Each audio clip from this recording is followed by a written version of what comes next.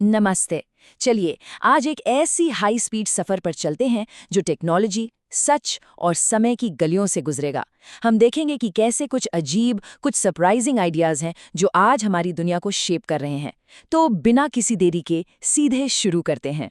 जरा इस बात पर गौर कीजिए, ये एक रियल लाइफ कहानी है। दिल्ली का एक taxi driver casually chat GPT निकालता है, वो भी हिंदी में, एक सवाल का जवाब देने के लिए। ये दिखाता है कि भारत में टेक्नोलॉजी कैसे अडॉप्ट हो रही है, बिल्कुल ग्रास रूट लेवल पर, ऐसे तरीकों से जिनके बारे में हम सोचते भी नहीं। ये इनोवेशन टॉप डाउन नहीं है, बल्कि जमीन से ऑर्गेनिकली उभर रहा है, असली प्रॉब्लम्स को सॉल्व करने के लिए। और यही है इसका कोर आइडिया है। असली इनोवेशन परमिशन नहीं मांगता। आज की जनरेशन किसी कॉरपोरेट रोडमैप या गवर्नमेंट पॉलिसी का इंतजार नहीं कर रही हैं।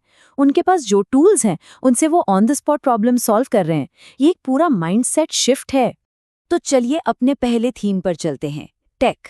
हम देखेंगे कि इंफॉर्मेशन को स्टोर करने का तरीका पास्ट से फ्यूचर में कितना ज्यादा, मतलब ऑलमोस्ट अनबिलीवेबली बदल रहा है।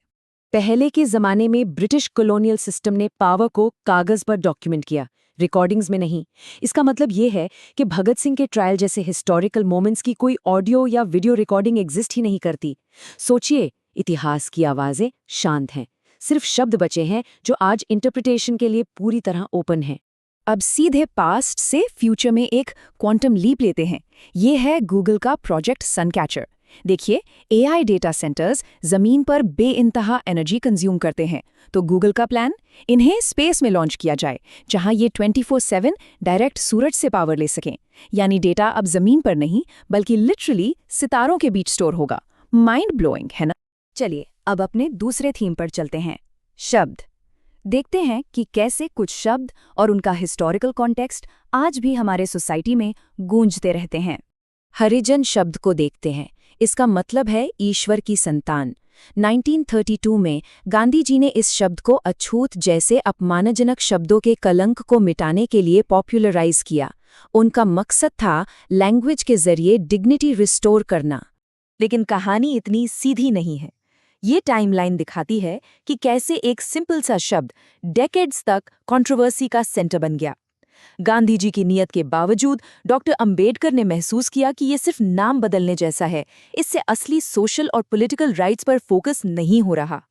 उन्हें लगा कि ये शब्द कॉन्डिसेंडिंग है, और आज भी ये बहस जारी है। एक छोटा सा शब्द और इतनी गहरी, कॉम्प्लेक्स लेगेसी।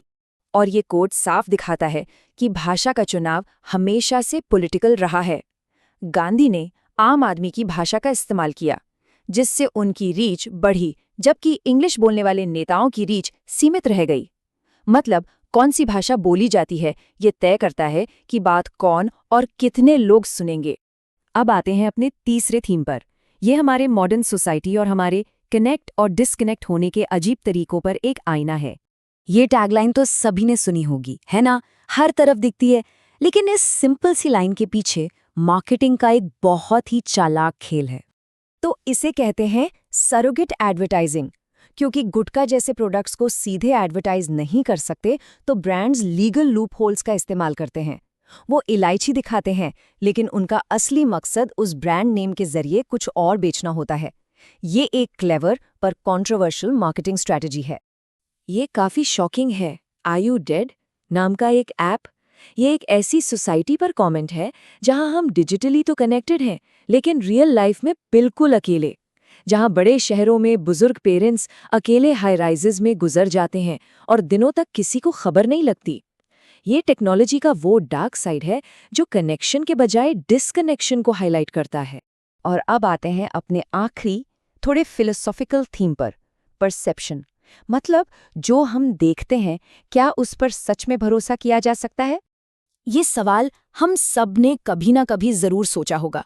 एक तेजी से घूमता पंखा अचानक उल्टा घूमता हुआ क्यों दिखने लगता है? ये एक सिंपल सा ऑप्टिकल इल्यूजन है, लेकिन इसके पीछे का साइंस काफी गहरा है। तो होता ये है कि हमारी आंखें एक कंटिन्यूअस वीडियो नहीं, बल्कि तेजी से स्नैपशॉट्स लेती हैं।